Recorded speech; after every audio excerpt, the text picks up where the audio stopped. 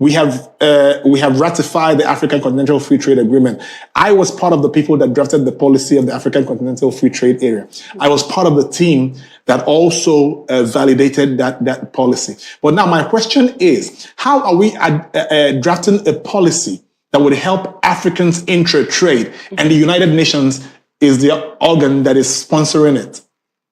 And so we did all that work. Okay. We did all that work, and the United Nations owed us money.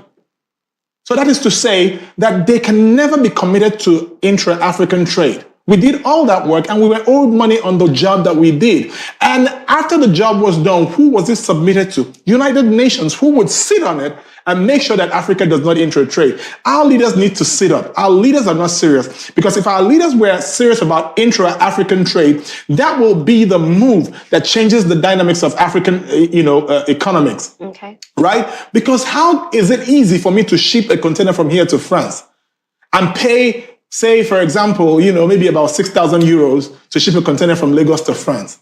But if I were to ship the same container from Nigeria all the way to South Africa, there is no vessel. We have to travel all the way to maybe Portugal, from Portugal to Holland, and then Holland, down to South Africa.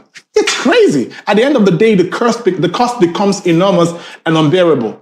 And it's just because our leaders do not understand export and the potential it holds for our local economies, and they just don't want to do it. Yeah. Because, of course, they are the paymasters, they are on the paymaster's payroll. So it's really sad what is happening in Africa and in Nigeria. Let's talk about Nigeria, because we are Nigerians. The same problem is what we have here. Our leaders have to take exports seriously and make sure that they set up, a logistical infrastructure that makes it easy for us to intra-trade in Africa. I don't know if I answered your question. But you did. But export is the way to go. Okay.